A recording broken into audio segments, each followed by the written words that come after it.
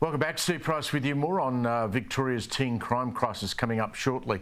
Now, as we were just talking to Andrew Clennell about this three-day economic roundtable now underway in Canberra, the Prime Minister and the Treasurer last night were down at the Lodge with the PM's dog Toto, but this morning they gathered at the Cabinet table before the meeting started. Here's a bit of what they both had to say. I would be shocked if everyone in this room agreed with each other. In fact, it would be, we may as well not have it if that was the case, because then you wouldn't, by definition, have a contest of ideas. This is an ambitious group, this is an ambitious government, and we have an ambitious agenda before us. Global uncertainty surrounds us, big economic challenges confront us, and our collective ambition needs to meet this moment. Must say a lot more energy there from the Treasurer than the Prime Minister. Sky Business Editor Ross Greenwood knows most, if not all, of the leading business figures inside that room and joins us now. Ross, I just wanted to get a bit into the personality of this, because you got a situation where you got the head of the Commonwealth Bank, Matt Comyn, in there, biggest bank by share value in the world, I think, and obviously flying along as a business. How aggressive will he be in pushing his ideas of what would make Australian business more competitive inside that room with that group? Well, I spoke to him last week, and I would suggest not very aggressive, really. A lot of those people looking for consensus. Now, they'll put their views strongly, and one thing we do know is the ACTU today suggested that all employers should pay an extra levy, an extra tax, to basically pay for the training of their workers. Now, that was dismissed pretty vigorously, according to all the reports we've seen inside that room. But it is curious to see that our biggest banker was there. We had somebody from the technology sector, Scott Farquhar was there. You had people from a whole range of different areas. No miners, which is our biggest earner, as it were, as a nation. No energy companies, no Woodside.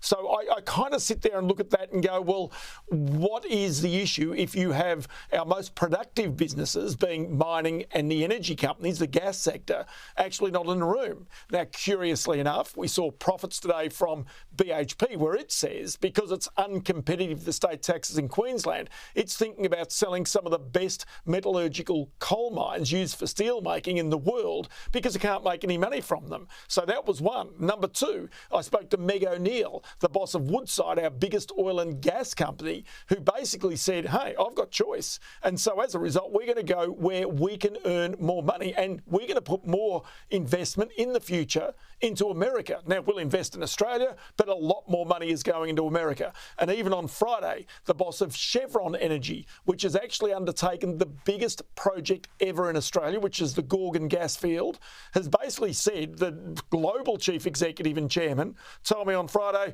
we're not investing any more money in Australia because it's not worthwhile and we can invest in other places. This is the message that's not getting through to the government. We've got first world services, first world social schemes, which the government has been very good at putting together, the NDIS, the childcare, the aged care, all important things, there is no doubt.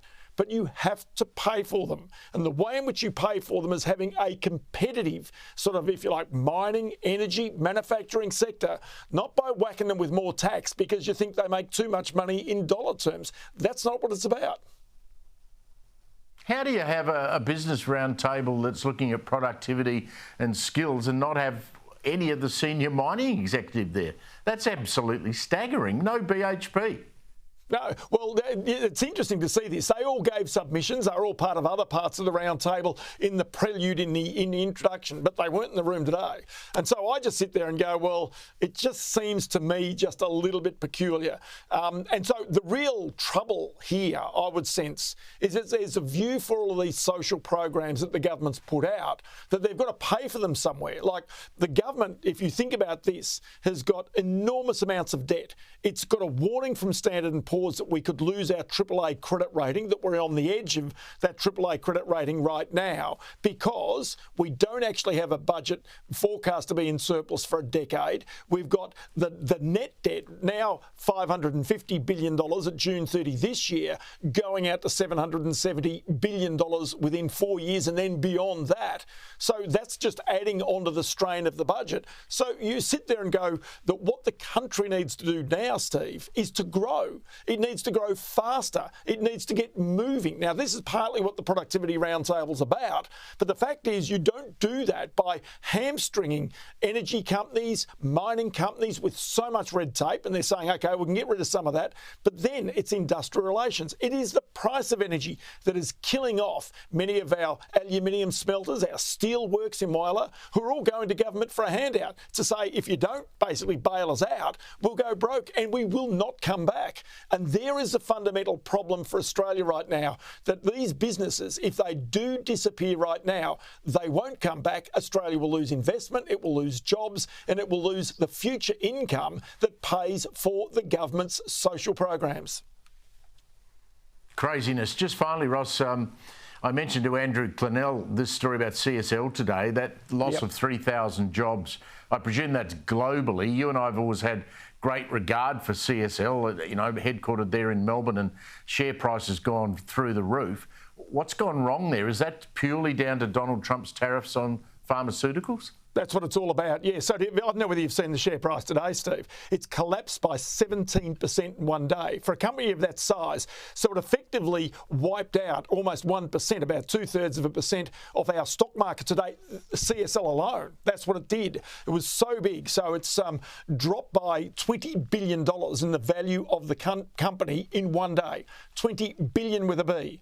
So the issue here is the company basically not having big manufacturing in America where it needs it, because as a result, Donald Trump is suggesting that pharmaceuticals imports into the United States could attract a tariff of anything up to 250%.